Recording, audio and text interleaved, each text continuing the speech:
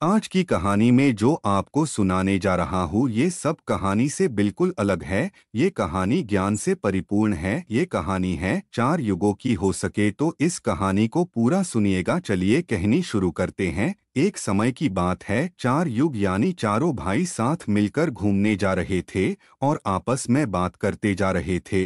और चारों भाई एक पेड़ के नीचे एक साथ बैठे हुए थे। सब आपस में वाद विवाद होने लगता है। सतयुग, त्रेतायुग, द्वापर युग और कलयुग। चारों भाई एक साथ बैठे हुए वाद विवादों में उलझने लगे। सबसे पहले सतयुग कहने लगा कि अरे मूर्खों, तुम सब मुझसे छोटे हो, तुम मेरी बराबरी कैसे करने लगे। जब त्रेता युग ने ये बात सुनी तो कहने लगा कि तुम सबसे बड़े कैसे हो सकते हो, तुम सब में सबसे बड़ा तो मैं हूँ, मैं ही सर्वश्रेष्ठ हूँ, तुम मुझसे सर्वश्रेष्ठ नहीं हो सकते। तब तक द्वापर युग बोल उठा कि तुम सर्वश्रेष्ठ कैसे हो सकते हो, तुम सभी में श्रेष्ठ तो मैं हूँ, तुम्हारा श्रेष्ठ होने का कोई प्रश्न ही नहीं उठाता। तब तक कलयुग कहने लगा कि तुम तीनों श्रेष्ठ बन रहे हो, परंतु तुम सब हकीकत जानते ही नहीं, वास्तविकता में श्रेष्ठ तो मैं हूँ। इस तरह से 4 युग आपस में झगड़ने लगे। तब चारों युगों ने फैसला किया कि हम आपस में फैसला नहीं कर सकते। तब जाके चारों युगों ने आपस में निर्णय किया कि हम ऐसे फैसला नहीं कर सकते। हम में से कौन बड़ा है, कौन सर्वश्रेष्ठ है, इसका फैसला तो स्वयं भगवान भोलेनाथ करेंगे। चलिए वहां चलते हैं। वही आदि और अनंत है। चलिए उन्हीं के पास कैलाश पर चलते हैं।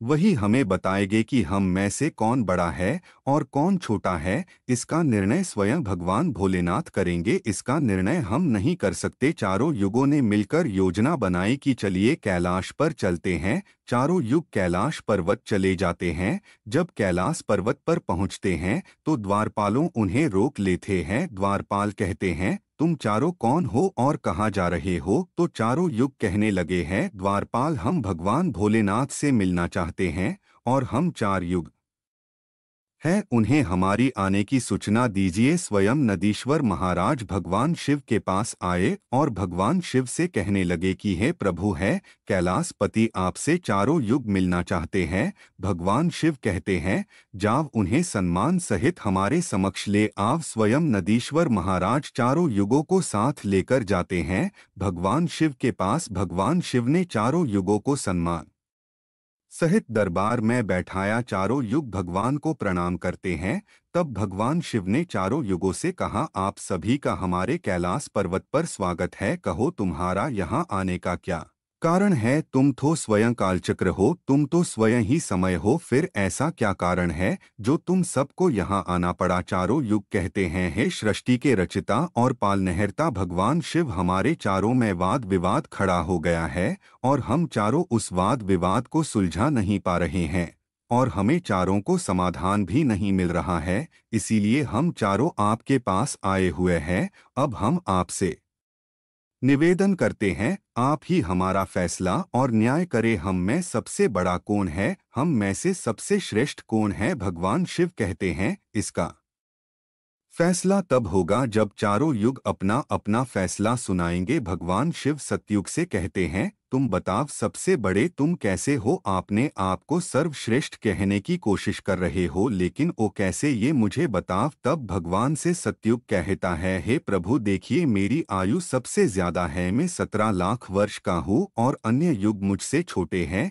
इसीलिए मैं लंबी आयु का हूँ। सतयुग की बात सुनकर कलयुग कहने लगा, हे प्रभु व्यक्ति कभी आयु से बड़ा नहीं होता, व्यक्ति तो गुणों से बड़ा होता है। प्रभु मैंने तो यही सुना है। भगवान ने कलयुग की बात मान ली और भगवान ने सतयुग से, हे सतयुग तुम इस तरह तो बड़े नहीं हो। सतयुग कहने लगा, हे प्रभु देखिए मेरे युग में जो भी व्यक्ति हुए सब बलवान ही हुए और वे पृथ्वी को ही उठा ले जाए, ऐसे वीर पराक्रमी हुए। जब मेरा युग चालू था तब भगवान श्री हरि ने कई अवतार लिए। नरसिंह अवतार मेरे ही युग में हुआ, वहरा अवतार मेरे ही काल में हुआ, मत्स्य अवतार मेरे ही शासन काल में हुआ। तब तब त्रेता युग बोल उठा, नहीं प्रभु, क्या प्रभु श्री हरि अवतार से ओ बड़े होते हैं। तो प्रभु अवतार मर्यादा पुरुषोत्तम राम का जन्म मेरे ही कल में हुआ था जिन्होंने संसार को मर्यादा सिखाया। और बलवान की बात करते हो तो कुंभकर्ण जैसे योद्धा और लंकाधिपति रावण जैसे बड़े योद्धा मेरे भी शासन काल में हो गए, इसलिए प्रभु सतयुग बड़ा हो नहीं सकता, फिर इन सब में मैं ही बड़ा। ये बात जब द्वापर युग ने सुनी तब द्वापर युग कहने लगे कि हे प्रभु, यह दोनों बड़े हो रहे हैं। प्रभु, ये दोनों कैसे होने लगे? देखिए प्रभु, जब आप जानते हैं मेरा शासन काल आया तो मेरे काल में तो भगवान श्री कृष्ण जैसे अवतार जन्म लिए, जो कि 16 कला से पारगत परमेश्वर थे, जिन्होंने विराट स्वरूप दर्शन दिखाया। वैसा तो पहले किसी ने नहीं दिखाया। प्रभु बलराम भी मेरे शासन काल में हुए थे। हे भगवंत, योद्धाओं की बात करते हो तो मेरे भी शासन काल में बड़े बड़े योद्धा कर्ण, कंस, भीष्म पितामह और अर्जुन जैसे पांडव मेरे ही शासन काल में हुए थे। तो प्रभु आप ही बताइए, मेरा कौन सा योद्धा इन दोनों के योद्धा से कोई कम था? इसलिए प्रभु इनमें ही तो सबसे बड़ा हूँ। कलयुग कहता है हे प्रभु, मैं इनकी बातें मानता हूँ। इनके शासन काल में जो भी अवतार है, जो भी योद्धा हुए, उनमें बुद्धि नहीं थी, वो सब मूर्ख थे। और जिनके शासन काल में मूर्ख प्राणी पैदा हुए, क्या वो बुद्धिमान हो सकते हैं? क्या वो सर्वश्रेष्ठ हो सकते हैं? कलयुग कहने लगा प्रभु मेरा शासन काल सबसे अच्छा है। मेरे शासन काल में व्यक्ति दुखी नहीं पा सकता। अच्छे अच्छे व नई नई तकनीक है मेरे शासन काल में, इन सभी में सर्वश्रेष्ठ है। जब भगवान शिव ने चारों युग, सतयुग, त्रेतायुग, द्वापर युग और कलयुग, इन चारों की वाणी सुनी और उत्तर भी सुने, तब भगवान मन मन ही सोचने लगे कि इनका फैसला कैसे किया जाए। पास में ही माता पार्वती बैठी हुई थी। माता पार्वती कहती हैं, हे प्रभु, अगर आप इनका फैसला नहीं करेंगे तो कौन करेगा? ये चारों भाई आपस में ही बहस करेंगे, इसीलिए हे प्रभु आप ही इनका फैसला कीजिए। सभी देवता भी कहने लगे, हे भगवान आप ही इनका फैसला कीजिए, नहीं तो चारों युग आपस में लड़ने लगे तो क्या होगा? सृष्टि का कल चक्र रुक जाएगा, सभी का प्रवाह रुक जाएगा, इसलिए प्रभु आप ही कुछ कर दीजिए। तब भगवान शिव कहते है, मैं तुम सब गणों की बात मान लेता हूँ, मैं इन चारों युगों का फैसला करूँगा। ठीक है। प्रभु ने चारों युगों से कहा, मैं तुम सभी युगों की परीक्षा लूँगा और जो भी इस परीक्षा में सफल हो जाएगा वही सबसे बड़ा और सर्वश्रेष्ठ कहलाएगा। सतयुग कहने लगा, प्रभु आप कौन सी भी परीक्षा ले लीजिए, सफल तो मैं ही हूँगा। ऐसे ही त्रेता युग और द्वापर युग भी कहते हैं, अंत में फिर कलयुग भी कह उठा है, प्रभु परीक्षा ले लीजिए, हम चारों युग परीक्षा देने को तैयार है, आप बस परीक्षा लीजिए। इससे पहले आप कहानी में खो जाए, हमारे चैनल को सब्सक्राइब करें। भगवान शिव ने 100 टन वजन का एक परचा लिया, लोहे का परसा, और कैलाश पर्वत के नीचे एक तलहटी में रख दिया और उस परसा के पास में ही एक चावल का ढेर लगा दिया। भगवान शिव ने चारों लोगों को बुलाया और कहा कि तुम चारों यह देख रहे हो, तुम्हारी परीक्षा अभी हो जाएगी। भगवान शिव कहते हैं कि सतयुग मेरे 500 गण यहाँ बैठे हैं और इस परसा में चावल को बनाना है, तो इन चावलों को तुम्हारे युग का व्यक्ति ही बनाएगा और मेरे यहाँ जितने गण हैं वो सब भोजन करेंगे। भगवान शिव कहते हैं कि हैं सतयुग, तुम तुम्हारे युग का व्यक्ति बनाओ और उसे भोजन बनाने के लिए भेज दो, और हम सभी लोग यहाँ खड़े होकर देख रहे हैं। जब भगवान शिव की बात सतयुग ने सुनी तो एक बहुत बड़ा बलवान योद्धा सतयुग ने बनाया और कह दिया कि जाओ इस परसा में चावल बनाओ और बनाकर के भगवान शिव के इन सभी गणों को भोजन कराओ। अपने महाराज का आदेश सुनकर के सतयुग का आदमी चलता है, वहां आकर के देखता है कि उस परसा का भार 100 टन से ऊपर है। वह तो सतयुग का व्यक्ति था, वह बड़ा ही बलवान था। उसने एक बहुत बड़ी भट्टी खोदी, भट्टी खोदने के बाद पेड़ों को तोड़ करके लाया और उसने अग्नि जलाई। अग्नि जलाने के बाद परसे को एक हाथ से उठाया और उठा करके भट्टी पर रख दिया और चावल उठाया और परसा में डाल दिया, पानी डाल दिया और चावल बना डाला। तो उस व्यक्ति ने जो सतयुग का था समस्त गुणों को बैठाया और चावलों से भोजन करा दिया। उसने अपना कार्य पूरा करके अपने महाराज के पास आया और कहने लगा कि हैं प्रभु, मैं जा रहा हूँ, अब मेरा काम हो गया है। भगवान शिव और अन्य लोग देख रहे थे। भगवान शिव फिर त्रेतायुग से कहते हैं कि हैं त्रेता, अब तुम अपने युग के व्यक्ति को भेजो और ये परसा जो रखा हुआ है इसे मैं अपनी माया से हटा देता हूँ और दूसरा इसी के समान परसा बना देता हूँ। अब तुम अपने युग के व्यक्ति से इस चावल को बनवाव और मेरे 500 गणों को भोजन करवाव। तो त्रेता युग ने कहा कि ठीक है प्रभु, जैसी आपकी आज्ञा। तो त्रेतायुग ने भी अपना एक महान योद्धा कुंभकर्ण जैसा बलवान प्रकट किया और उसको आदेश दिया कि जो तलहटी 100 टन का बरसा रखा हुआ है और पास में जो चावल रखा है उसे बनाना है, पकाना है, और जब चावल पक करके तैयार हो जाएं तो इन 500 गणों को खाना खिलाना है। त्रेता युग का व्यक्ति भी बड़ा ही बलवान था। वह चलता है, उस परसे के पास आया, पास में एक भट्टी खोदी और उस परसा को दोनों हाथों से ताकत लगाया और उठाकर के भट्टी पर रख दिया और ऊपर रखने के बाद अग्नि जलाई और अग्नि जलाकर उसमें चावल डाला, पानी डाला, चावल पक करके तैयार हो गए। उस युग के व्यक्ति ने उस परसा से निकाला और निकाल कर के जितने भी भगवान शिव के गण थे उन सबको खाना खिलाया और भोजन करने के बाद सभी गण वापस कैलाश पर्वत पर आ गए।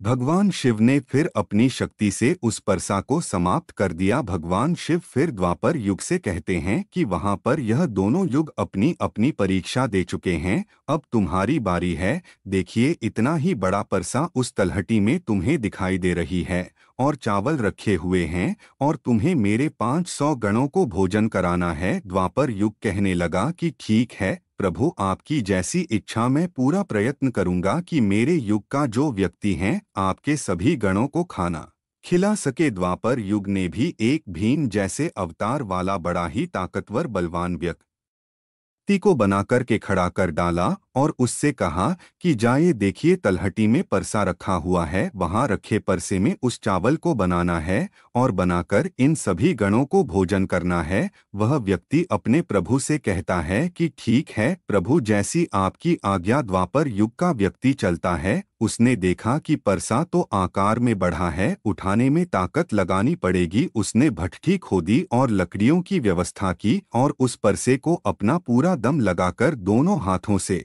उठाया, क्योंकि उसे सतयुग और त्रेता युग के व्यक्ति उठा सकते थे तो उसे बहुत ताकत लगानी पड़ी। पूरी ताकत लगा के उसने उस परसा को उठाया और उठा करके जैसे तैसे खींचकर उसे भट्टी के ऊपर रख दिया। नीचे अग्नि लगाई, उसने चावल डाल दिए और जब चावल पक गए तो वही तरीका उसने भगवान शिव के सभी गणों को भोजन कराया। खाना खिलाने के बाद वह द्वापर युग का व्यक्ति अपने मालिक के पास आता है और कहता है कि प्रभु, मैंने अपना काम कर दिया। द्वापर युग ने उसकी पीठ थपथ पाई और कहा, शाबाश, अब तुम जा सकते हो। अब भगवान शिव कहते हैं कि यह कलयुग, अब तुम्हारी बारी है। परसा तुम देख रहे हो, उसका वजन कम नहीं होगा, उसका वजन उतना ही रहेगा, 100 टन। लेकिन जब तुम्हें परीक्षा देनी है, तुम मानने को तैयार नहीं थे कि तुम सबसे छोटे हो, लेकिन तुमने तो माना नहीं। तुम्हारे आदमी की आयु भी मात्र 100 वर्ष है, जबकि अन्य लोगों की आयु सबसे अधिक होती है। सतयुग की आयु 1 लाख वर्ष होता है,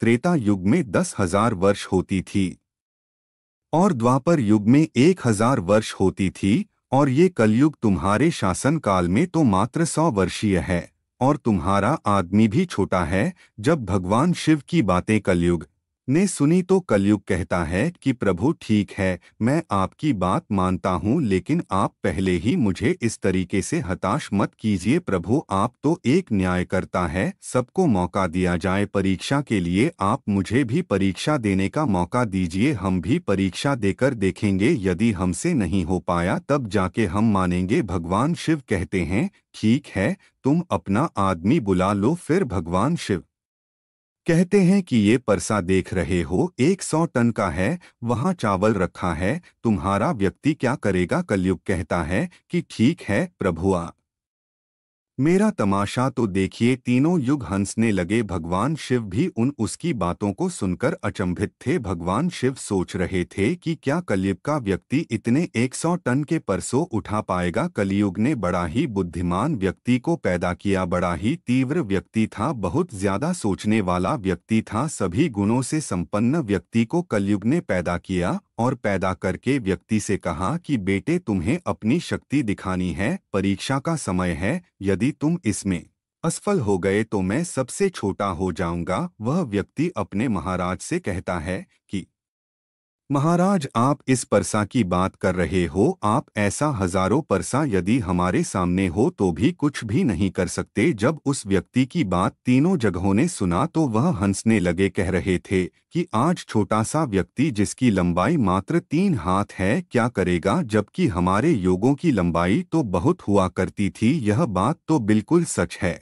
सतयुग के लोगों की लंबाई 21 हाथ थी और त्रेतायुग के व्यक्ति की लंबाई 14 हाथ थी और द्वापर युग के व्यक्ति की लंबाई 7 हाथ थी और कल युग के व्यक्ति की लंबाई 3 हाथ होती हैं। तीनों लोग बड़ी जोर जोर से हंस रहे थे। कलयुग कहता है कि आप बस देखते रहिए, मैंने अपने लड़के को भेज दिया है। कलयुग का आदेश पाकर के वह कलयुग का व्यक्ति, तीव्र बुद्धि वाला व्यक्ति, उसने देखा कि परसा का वजन तो बड़ा ही विशाल है, मैं इसे उठा नहीं पाऊंगा। तो उस व्यक्ति ने दिमाग लगाया, उस परसे के नीचे मिट्टी खोदना शुरू कर दिया। परसा तो उसने हिलाया भी नहीं और उसके नीचे भट्ठी खोदकर तैयार कर दिया। लकड़ियों की व्यवस्था करने में उसे तब थोड़ा सा भी समय नहीं लगा, क्योंकि लकड़ियां वही रखी हुई थी। उसने उन लकड़ियों को उठा लिया और उस भट्ठी में आग जला दी। परसा ने चावल डाला, पानी डाला और बस कुछ ही समय में चावल पक करके तैयार हो गए। वह कलयुग का व्यक्ति कितना दिमाग वाला था, उसने कुछ भी नहीं किया। परसा के नीचे भट्ठी खोद दी और उसमें आग जला दी, चावल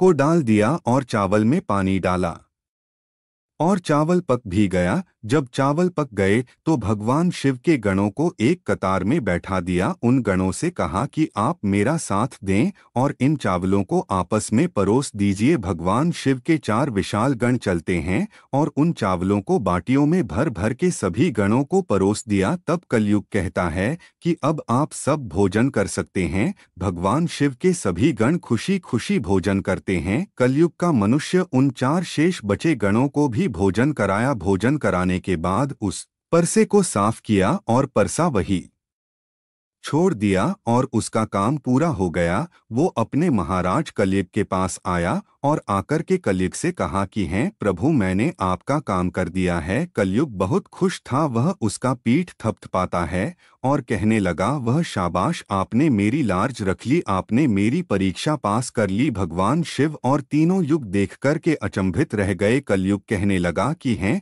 भगवान शिव, अब आप निर्णय कीजिए कि हम में से बड़ा कौन है। भगवान शिव मन में विचार करने लगे और सोच कर के जवाब दिया।